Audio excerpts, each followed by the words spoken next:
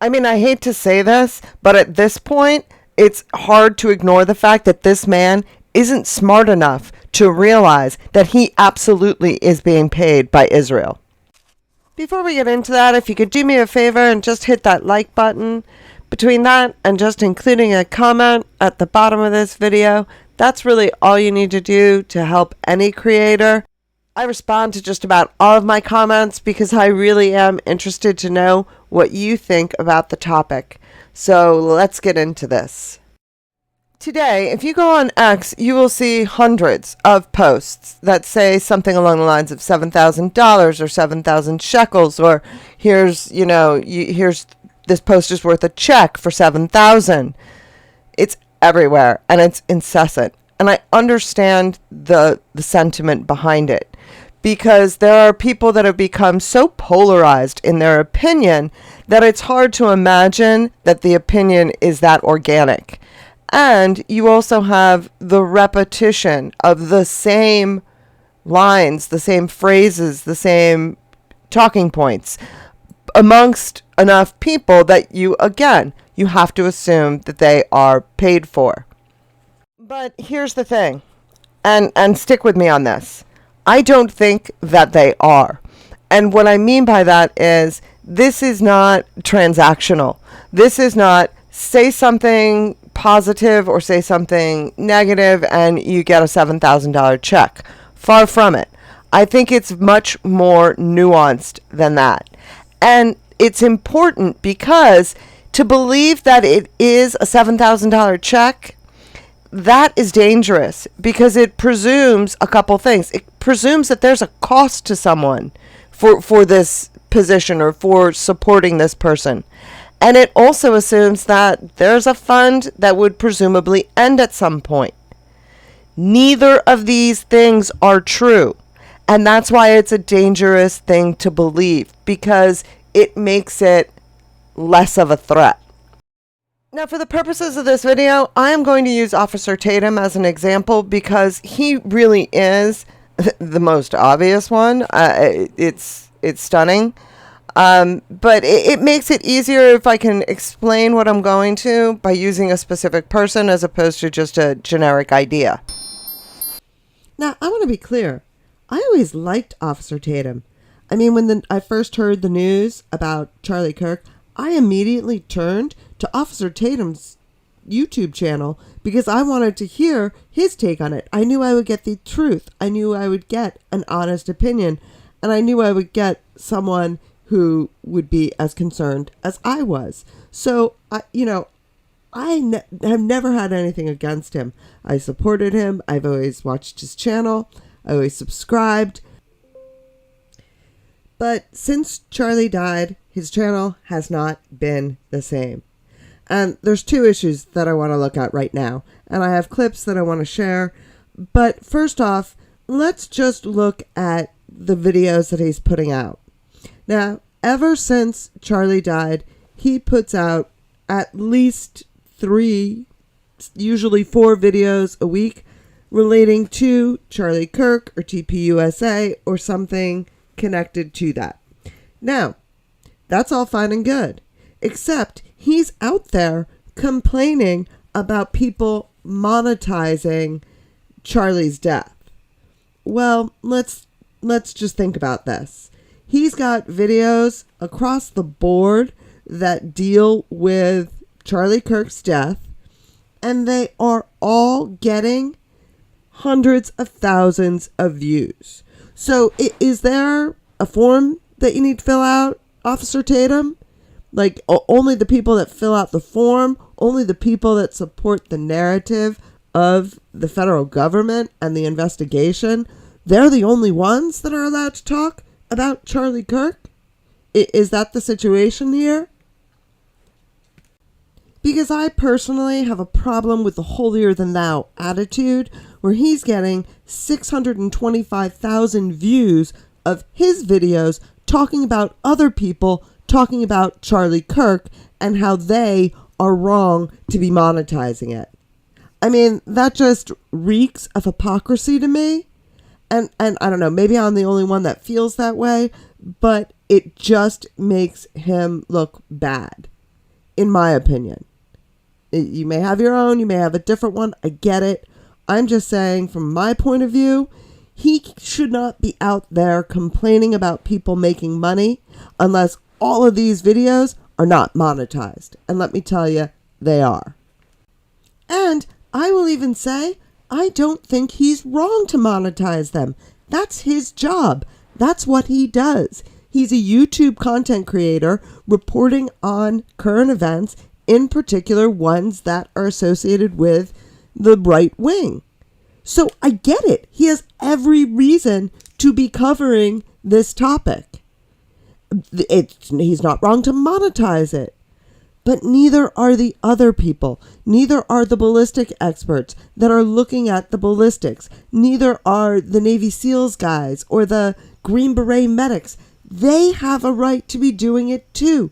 They are also content creators, and they are talking about current events connected to them, to their topic. So there's nothing wrong with any of it. The fact that he sits there and he's the one out there saying people shouldn't be doing it, that's what I have the problem with. Now, the Officer Tatum that I used to watch would have seen all the holes in this story that the FBI or the Utah investigators are presenting to the world, and he would have been the first one out there saying, common sense says this could not be what happened. But he's out there upset with people for doing any sort of investigation or questioning it or looking into these things. And that's just where he's coming off as being very disingenuous. And he keeps repeating that if he's wrong, well, if he's proven wrong, he'll admit it. Well, there have been a lot of things that have pretty much been proven wrong. For example, the fact that it is impossible for a .30-06 rifle with a .30-06 casing to have made the wound that was made on Charlie Kirk. We know that if, in fact, he had been hit with that rifle, that caliber bullet, there would have had to have been an exit wound, which there isn't, and it would not have been, it would have been more graphic, shall we say. I'm trying to say it right for YouTube. It would have been a lot more graphic, and as graphic and disturbing as the things we did see were, it would have been a significantly worse wound, more graphic. It would have been even more disturbing had it been the caliber of rifle that the government is saying that it was. Well, where's Officer Tatum admitting that? He's not. He's still sticking with, well, this is what they told me. Well, yeah, but use your eyes, use your common sense. You know that it can't be, but you're still sticking with it. I apologize if it sounds like I'm shouting. It's that I'm getting a bit of a cold, so I'm just having trouble talking, so I apologize. But the much bigger issue that I have is when it comes to his discussions of Israel. And this is where his channel has gone off. I mean, he always supported Israel, and that was fine. But that has become far too much a focus of his channel. And for one thing, I think he's done maybe 4 interviews at this point explaining how he isn't getting paid by Israel. Now, I will be the first one to say, I do not think that you will ever find any sort of money trail that shows anyone getting payment for tweeting or for posting a video. That's not how I believe that it works. So I have to ask the question, is he naive and not catching on that he 1000% is being sponsored by Israel? Or does he know and he's being deceptive in denying it? So let's hear what he has to say.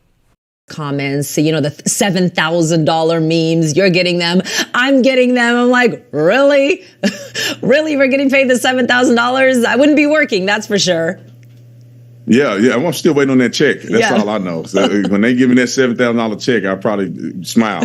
But the reality is, these people are just saying these things because they cannot combat the truth. They cannot argue or debate with what is out there as the truth. They have nothing but emotionalism and lies and propaganda to push.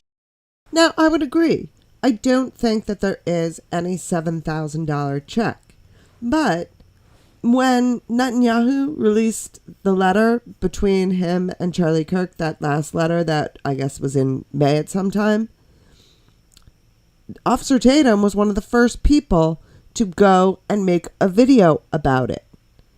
Does he not see that getting that letter and getting it as an early release and being able to then make a video about it, does he not see a $7,000 check is nothing compared to what he made off of that one video alone? Heck, it's like I said, he's made about 4 videos off of denying that he's being paid by Israel. Well, he's getting that, and he's getting the people to watch him, the subscriber base, he's getting the platform, and he's getting the information, and he's getting the content. That's how they are supporting him. And it's no secret that he got the interview with Netanyahu. It's no secret how that happened. He said, the opportunity came to me and we took it. Well, yeah, but did you ever wonder why the opportunity came to you? Because you really probably should have, because that's how you're being sponsored. Now, one of the reasons that I always watched Officer Tatum was his sincerity. I felt he was a straight shooter. Now, if you look here, you see this is the subscribers gained and lost on Officer Tatum's show over the last 6 months. And you can see this big dip here that was in the middle of October when his stance had become so extreme and so polarized that he lost that much of his base. And the thing is, notice how he rebounded? Well, where'd that rebound come from? Well, that rebound came from someone paying for him to have that many subscribers and paying for him to have that cash influx of the views replaced. Now, who does he think did that? And you see here, these are his overall views, and you can see the dates underneath. He had taken a dip in August. His viewership was declining, and then after the Charlie Kirk incident, it peaked. And then notice it generally has remained fairly steady. Yeah, there are some dips here and there, but it's generally remained steady. Well, why is that? Well, it's certainly not because, we know he's losing his base. There are people talking about it all over X. But the thing is that in his head, he isn't being paid by Israel. He's being paid by YouTube. And that's the beauty of the situation. That's the beauty of the system. Nobody's paying him $7,000 per video that supports Israel. Those videos are getting sponsored. They're getting the views. And so therefore, who's paying him? YouTube is. So who is it not costing a dime for him to get paid? Do you see the problem here? And it also means that the funds are unlimited. As long as he's making the videos, YouTube is getting the sponsorships, the ads are playing during his videos, everybody's happy, right? And the only thing that has to be paid for is the bots. And guess what? Those bots can go watch Officer Tatum and go watch Josh Hammer and go watch Ben Shapiro. And so they're multitask, right? This is how the system works. He's not getting paid $7,000. He's getting paid thousands of dollars per video. And it's YouTube that's paying him. There's no money trail. And he can sit there and say, what? Israel's not paying me. No one's depositing checks into my account but YouTube. Because no one is. But he's not, and this is the part, I don't know if he's not seeing it or if he's just denying it, denying the reality of it, which is that he wouldn't be getting those views if he wasn't supporting the position he was. He'd be getting back towards these views that he was getting before it became so extreme. And I'm using Officer Tatum as the example only because he's the most extreme and, if you ask me, the most egregious of it. But it's the same thing for Josh Hammer. It's the same thing for Ben Shapiro. They don't need to get a physical paycheck signed off by Netanyahu. What they're getting is they're getting their platform. And their platforms are booming exponentially, when in actuality, their true base is shrinking. But they don't see it. Or whether or not they don't see it, or whether or not they don't care, well, that's for you to decide. And why do you think YouTube has such strict restrictions on bots? Because it affects the advertisers. So if the advertisers are playing their advertisements during a video that's being watched by a bot, they're not getting their money's worth. They're paying him for something that doesn't exist, because their ad isn't being seen by the consumer, which is the whole purpose of them playing the ad in the first place. But those are things that, it's up to YouTube to put a stop to. But in the meantime, someone's benefiting big time. And if you were around when I did a Megxit channel, it was the same thing that we saw with the Sussex Squad. The Sussex Squad wasn't paid for out of Meghan Markle's pocket. They were given a platform that sustained itself through YouTube or through TikTok or through Instagram. The social media companies are the ones paying them. They aren't being paid by the person whose position they are supporting.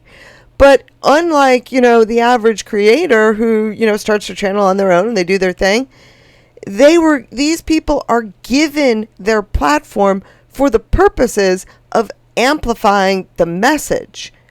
And that platform then grows itself. And it's up to the individual, it's up to Brandon Tatum to grow his platform from the base that they give him. In this case, it's a pretty darn big base. But it's giving him that exponential growth that stops him from realizing that he's losing the real people that used to support him. And I'm pretty sure he manages to rationalize it and to say, well, I'm just saying what I think, what I would say either way, and not take into account the fact that, he's saying it inauthentically to people who aren't receptive to the response. But meanwhile, he sees his numbers going in the same direction or going up. He doesn't see that anyone's getting turned off by it.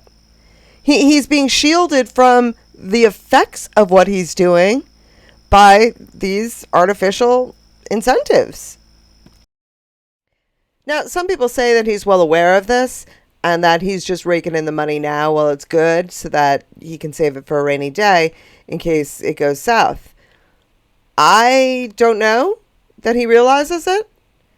I've started to think that perhaps he isn't attuned to the nuances, shall we say. Now, one of the reasons that I always watched Officer Tatum was his sincerity. I felt he was a straight shooter and he would tell things like it is. Unfortunately, the idea or the framework that he's working with now, where he's giving out a list of talking points, it's really not working for him. And unfortunately, he's coming off very poorly in trying to espouse talking points. It just doesn't work naturally for him. And so, unfortunately, in exchange for this platform, I think he's losing the subs that he got that weren't a part of this platform. He's making himself a one-trick pony. And you can see them very clearly. They start in one place, and now all of a sudden, they're the most deranged people on social media, period. And it's very clear. But then you also have the effects of Islamists, where they are using money to infiltrate universities, to use propaganda on our students, to have them hating America, hating God, wanting to separate God from the founding of this country. And they're also using it, and I think they're using it in influencers. They have bots on social media. They have influencers out here, whether on the right or the left, out here pushing stupidity. And we see it on campus all the time. One thing I learned in following Meghan Markle and the Markle family was that the crazier the accusation, the more likely it is that it's really just a confession. And that's what Tatum just did right there. That's the playbook. That's the propaganda playbook that we're seeing right now on social media. And, you know, it's interesting to me. One of the things that people say, you know, Charlie was too dangerous if his position changed, and that's why he might have needed to have been eliminated. What about what he knew about the tactics? I mean, I think that's the bigger fear. How much did he know that he could have revealed if his loyalty was no longer guaranteed? I think that is an even bigger incentive to someone to potentially eliminate him. So, these were just my thoughts. Let me know what you think. I am very anxious to hear your thoughts down in the comments. I love reading comments, and I love responding to them. Please be sure to hit a thumbs up. And thanks for listening. And I hope you have a great day.